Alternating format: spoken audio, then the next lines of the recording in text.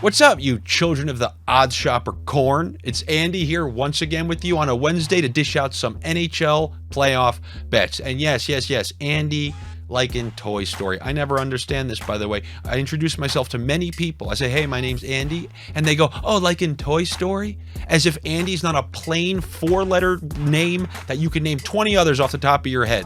But no, they have to go to, oh, like from Toy Story?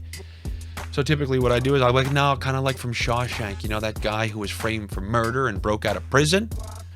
But, you know, if I was in Shawshank and I dug my way out like Dufresne, I had to dig myself out of Shawshank in bets last week on Monday and Tuesday, but I clawed my way out through the pipes. And if I was to break out of Shawshank and I needed some money to get things going, all I would have to do is go to BetMGM and bet $10 on an NHL playoff game, and then I'll get $200 if either team scores a goal. So basically, you're getting $200 right out of Shawshank. Just go to BetMGM and use the promo code OSNHL or use the link down below to snatch your free $200. First up, I'm going with a team who has looked absolutely miserable. What a disappointment they are, and the only reason I could take some peace in some of my losing bets is because I'm a lifelong Islander fan. However, as you know, a big theme of my playoff bets is give me a team with their back against the wall, especially if you can somehow get them at home. I know you're already upset. Look at you. You're livid that I'm going to do it. You are not happy that I'm about to do it again. And I understand your frustration. However, I'm going to be taking the New York Rangers and Igor Shesterkin at a -130. And if you're just, yup, he just got pulled 2 straight games. Enough with you talking about Shesterkin and Vasilevsky. Enough of this. There's a reason they're -130. After that absolute beating, after getting the Vezina candidate yanked twice, why are they still -130? Because Vegas knows what I know and what you should know. Give me the New York Rangers -130 in a must-win Game 5. My second one, I'm going to another team. Every other day I get a group of teams that is endlessly frustrating me. And here we go to the next one, the Florida Panthers. You've seen many series like this in the past. You have an 8 seed who were about to go up 3-1. They got that crucial Game 3. They were about to take Game 4 and get that much-needed 3-1 lead so you can have that one shot to win it at home, Game 6. They were up 4 minutes left, and then they just missed that empty netter. And then, of course, Florida scores, wins it in overtime. You think that confidence is not just going to skate its way right into Fort Lauderdale?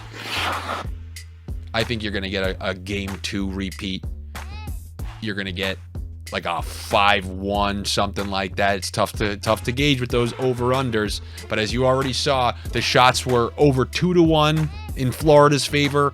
They were creating most of the chances. They got the power plays, weren't able to cash in. That should even itself out because the talent they have with the amount of power play chances that they're getting in this series, you can expect them to hit a power play goal in this game.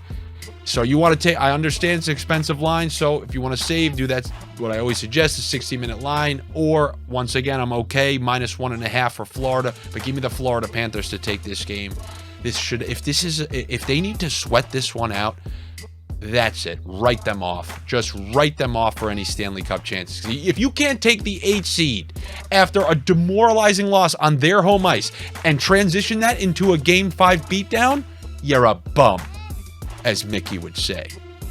However, also in that game, give me the Sergei Bobrovsky under on the saves, because they've actually only hit the over in Game 1 when they came out flat and unprepared, but now you're looking at 3 straight games of hitting the under on the saves because they're just not getting the chance.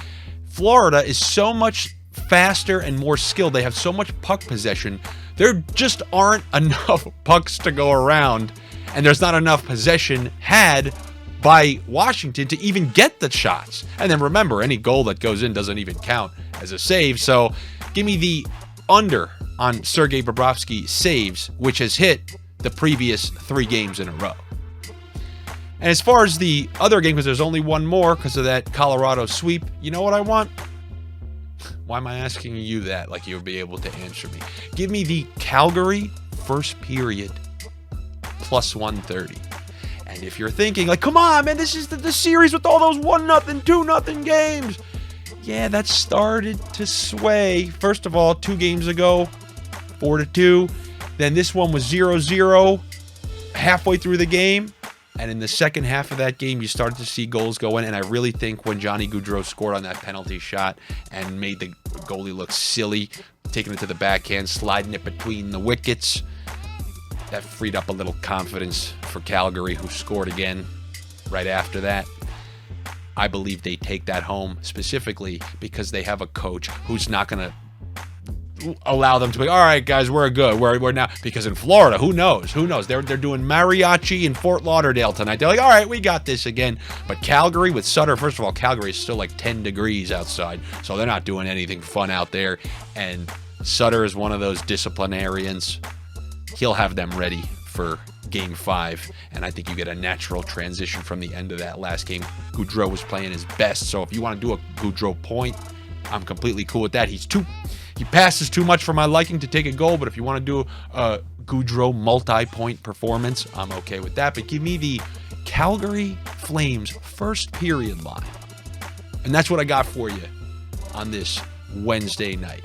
So good luck to all of you. Better luck to me, as I like to say. Good luck to you. Better luck to me. I'm sorry. I want you guys to win. But just like in life, when they say, well, you want your friends to do great, just not better than you. And that's where I'm at with all you fine listeners out there. So good luck, and I will see you tomorrow for some Thursday bets.